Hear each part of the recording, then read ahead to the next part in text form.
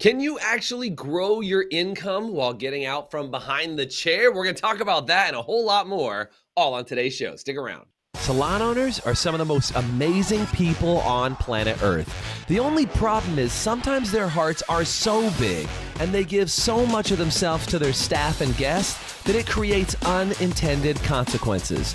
Our goal is to change the industry by elevating the way the rest of the world sees salons, spas, and barbershops and give it the credibility that it truly deserves. This is the Salon Owner Evo Revo Show. Today's podcast is brought to you by Salon Scale, allowing you to charge by what you know, not by what you feel. What's going on, everybody? Welcome to today's show. My name is Jason Everett, and with me today, as always, is Doug Campbell. What's up, Doug? How's it going? Good to be here.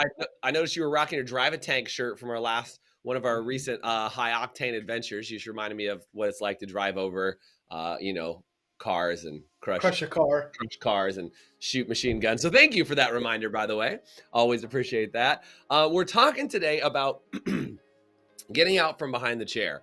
Is it possible for you to get out from behind the chair and actually still maintain your income or make more money from getting out from behind the chair? And Doug, we were just saying, inside the academy, we've had a slew of people making the transition and coming out from behind the chair and becoming a non-behind the chair owner and actually making more money.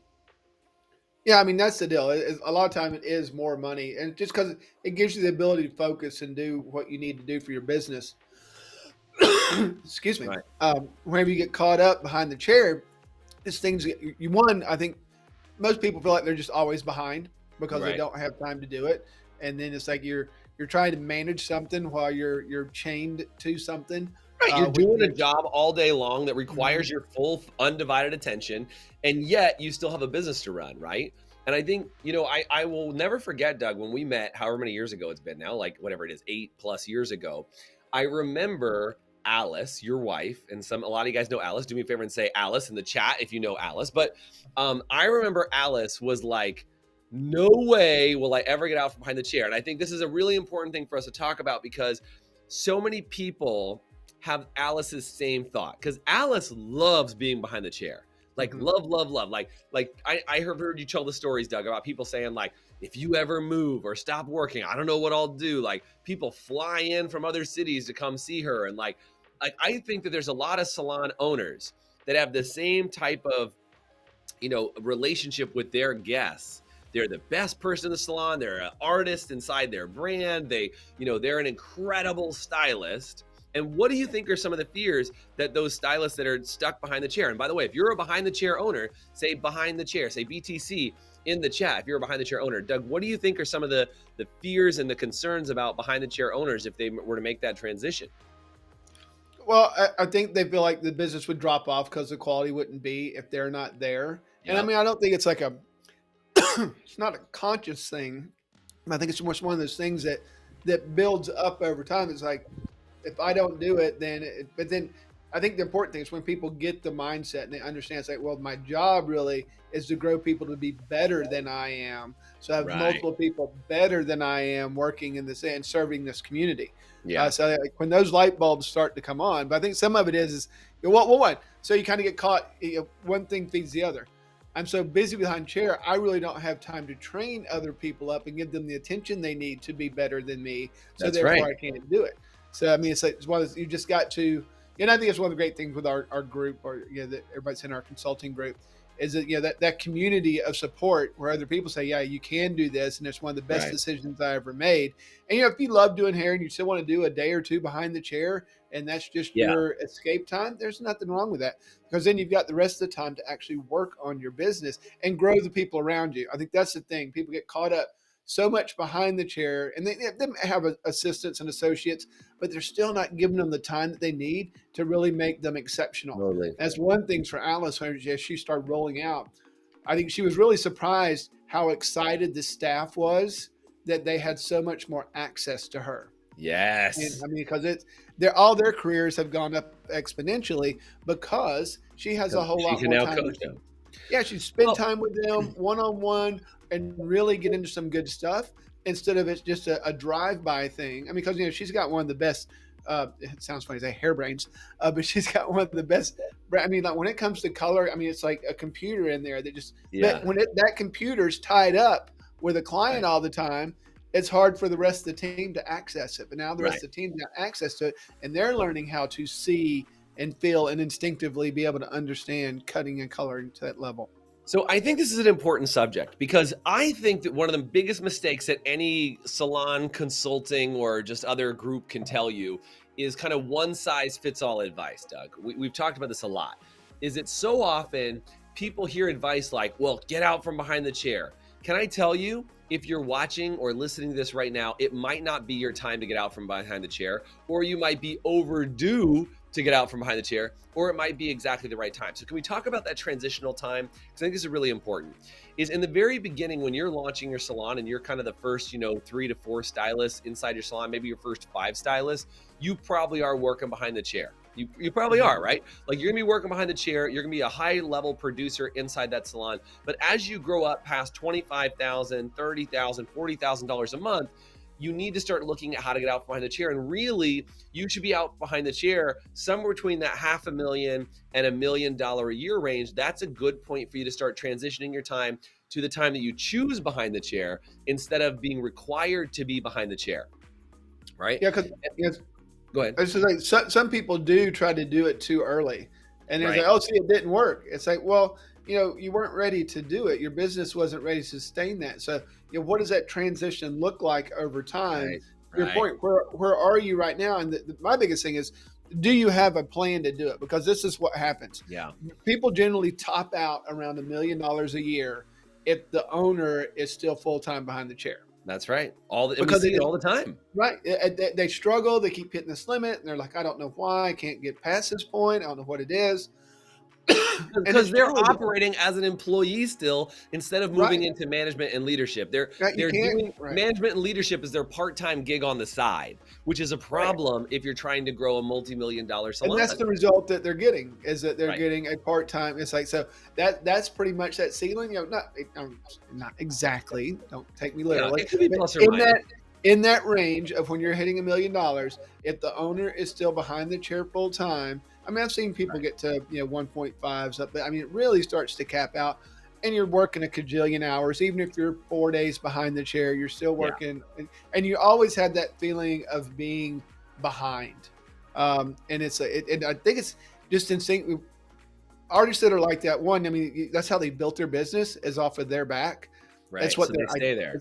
right. It's what their identity is that Mhm, mhm. I can rock it. I mean, I can, 2 in the chair and 1 at the bowl and let's go, go, go. Um, so there's a lot of identity and they can do it and they can generate crazy numbers. But in order to really grow as a bit and give other people opportunity to grow, you've got to Right. have that transition. And that's the thing that we're talking about. It's like, that's where the money really starts to change. Yeah, It's not totally. money that you're getting for what you're doing because in the beginning you are. It's like, well, we need to make sure we get this. So I'm going to do more behind the chair. And Mhm. at one point in your business, that made sense, but you have to transition out of that to be able to make more money. That's not to be able to go on vacation, leave for 2 weeks, and your salon's making more money than when you left. Right. That's the ticket. We talked about this a couple episodes ago. I was trying to look back and see how far back it was. I mean, in the 5, 10 episodes ago, we were talking about different types of pay, right? We were talking about profit and how do you make money because you have your behind the chair income, you have your manager income, you have your owner profit, and then you have your real estate income that if you purchase a real estate for your building, you can also make on the salon.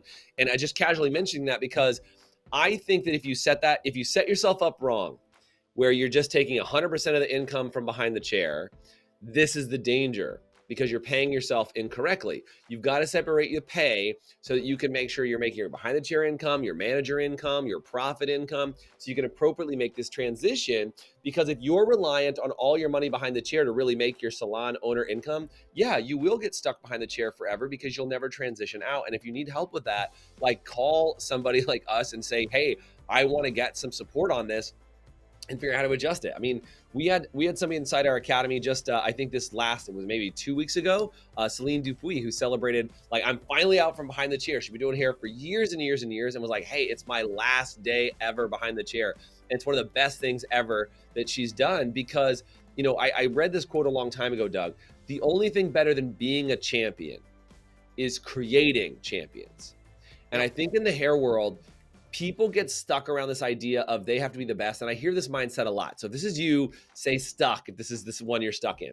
They go, Jason, I have to show my team what it's like to be a great hairstylist. They're constantly being the example to follow instead of the leader to follow. Think about this. And I'm not big on sports analogies. I'm like, that's not really my jam, okay? But like, if you think about this, if the coach is constantly trying to be the quarterback on the team, right, it's not going to work. Like, the coach is not the best player on the team. The quarterback is the quarterback. The coach is designed to give the team feedback. You need to transition from being the best player on the field. And again, if you watch any sport, the best player on the field to the best coach on the sidelines. And it's a weird transition when you've been the celebrity, you've been the one that's touted after and praised over, like, wow, look at what a high performer this person is. And they do more billing than anybody else. Like, we have some people inside the academy that we know are they outbill their next nearest person by almost double, right? Mm-hmm. They're double the next nearest person. And they're like, well, I could never get out from behind the chair because I love my clients. I make the most money for the salon. I could never do that. And they're now starting to see, and I think, Doug, you mentioned it, the power of our community is like they start to see people transition out from behind the chair and they're like, wait, this is possible? Like, and the whole thing won't blow up, explode, and implode, and you're getting actually days off sometimes. I'm sorry, what's a day off again? Because they're running their business full time. They're behind the chair full time with 18 assistants trying to make it happen. To your point, 2 chairs, a bowl, and they're making it work, and then they're answering calls from marketing people on Tuesdays. Like they're trying to make it happen. So guys, I want you to hear, and hopefully this is helping. If it's helping, do me a favor and type in helping in the chat. But when we come back, what I want to talk about is what do you do to actually make that transition? At what point should you make it? We'll talk more about those trigger points. And then we'll also talk to what are the steps you need to put in place before you just say, hey, staff, I'm not going to be behind the chair anymore. There's some appropriate steps. We're going to tell you all after this short break. We'll be right back. Hey, HPSA listeners, let me ask you this. Are you tired of not knowing what your hair color is costing you on every appointment and watching it chew up your profit? Well, with Salon Scale, we take the guesswork out for you. Using a mobile app paired with a Bluetooth scale, Salon Scale will tell you exactly what your color is costing you on every bowl mix down to the gram. As you mix, Salon Scale will also digitally store your formulas and track how much product is being used in real time, so you can manage your inventory, cover your expenses, and generate more profit in your salon. Use promo code HPSA10 to get 10% off an annual subscription. Salon Scale, the new standard for mixing color. We're talking today about how to get out from behind the chair. What do you need to do? When should you do it? And what are the appropriate steps to start putting that in place? Doug, you were mentioning that this isn't like one day you announce to your staff, I'm just not going to work behind the chair. Cancel my schedule starting November 1st, right? That's not how this works. What are some of the steps, or before I get to steps, what do you think, Doug, are some of the signs that you need to get out from behind the chair? What do you think are the signs? If you feel like you're behind and overwhelmed in running your business, then you're there. I mean, it's like, we had people that started with us and they were 80% of the income of their business to begin with, and now then some of those same people are less than 10% of the total income of their business, and so that's the transition that you want to head towards. It's like, get a plan as you're growing. What are your trigger points when we get to this much revenue a month? Then I'm cutting my schedule back to 3 days a week. When we get to this much revenue a month, then I'm cutting my schedule back to 2. And I always tell people, like, go ahead and kind of lay that out in the future so people don't start booking into those other days. When you make the decision, change it all the way out. That way, because if you're a busy stylist, people are probably booking 1, 2, 3 months out. Some people are probably booking for a year. So you've got to start getting ahead of that on the schedule, because that's one of the subconscious excuses people are like, well, it's going to take a while to get everybody off my book, and they want to wait until everybody's off their book before they change their availability. Which is never going to happen. You're right. And that's what I said. It's a subconscious thing that kind of keeps them where they are. I'm trying, but I'm so booked out. So you just start changing that. But I think the real thing is getting into the mindset of my job is not as much now to serve my clients as it is to serve my employees and my fellow stylists.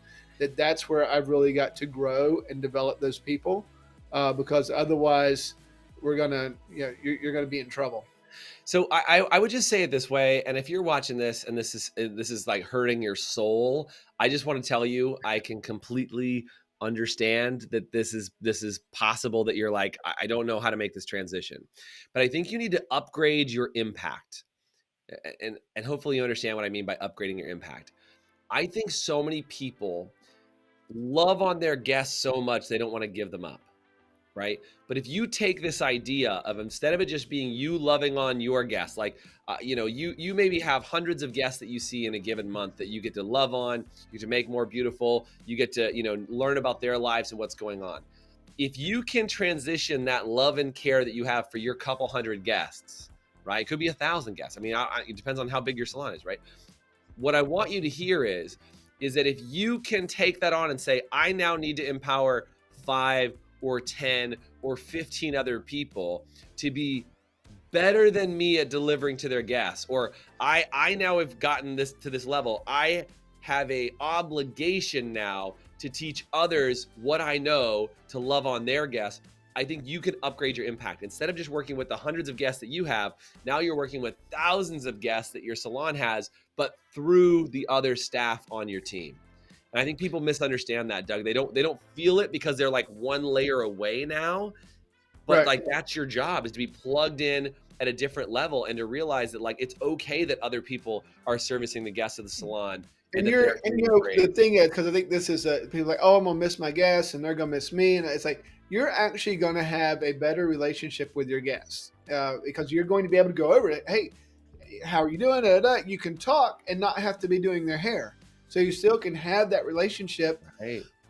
with whoever they're seeing inside the salon. You just go around, and it's so funny because as people do it, they don't believe it at first. It's like, I actually do have a better relationship because I can be focused on the actual conversation instead of, because it is, whenever you get to that thing, the part of your transition is you're going into more relationships. So relationships with staff, relationships with clients, and you're actually going to build bigger bonds with other people's clients, which is super important. Yeah. That right now they just kind of know who you are because they see you super busy at your station and they would recognize you, but you don't really know them.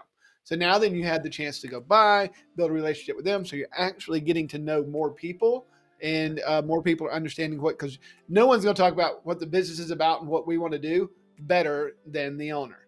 But if the owner's chained to a chair and can't get around and talk to people, like even the spa area, stuff like that, it just makes a big difference when they can get out. And so one of the fears of losing that relationship and losing that connection is like, that's not going to happen. You'll get a deeper relationship with more people. You'll have a better bead on how your salon works.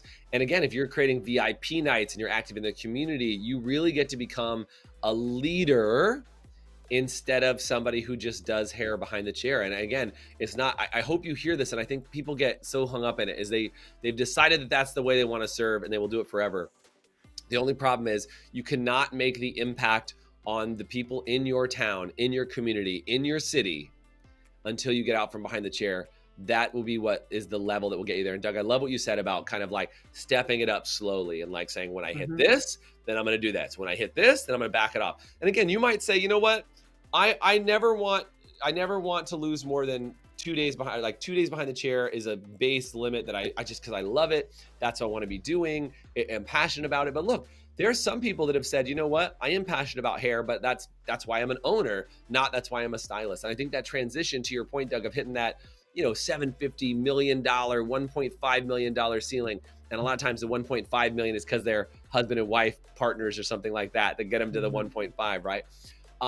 If you can transition out of that and you really focus on growing the salon, you can turn it into something amazing. And what's beautiful is, instead of you focusing on making 6 figures plus, start seeing how many of your staff you can get to 6 figures plus. How many people, and it's like, you got to fall in love with their progress instead of your progress. You have to transition from a me to we idea. Because right now, when you're behind the chair, you're focused on me, right? You're focused on you. You're focused on like, what's good for me? What can I get? What do I get out of this? Versus if I focus on what's good for you, the rest of my staff and the rest of my stylists, who, by the way, are still focused on the me, if you focus on them, they will love you. They will love you for sitting down and being like, hey, I got some ideas that'll help you to, double your retail sales. I got some ideas that'll help you get your pre-book up to 80%. I mean, my pre-book was 90% and I'm going to help you get yours to 80 because you're only at 60 right now. Like when you sit down and say, can I have a lunch with you? Can I spend 10 minutes with you? Your staff is going to be enamored by what you can create and build with them. And that will help you start building that transition plan out from behind the salon, behind the chair. Doug, final thought on what the heck do you spend your time on? Because I know we've kind of said it, but I think this is what people say.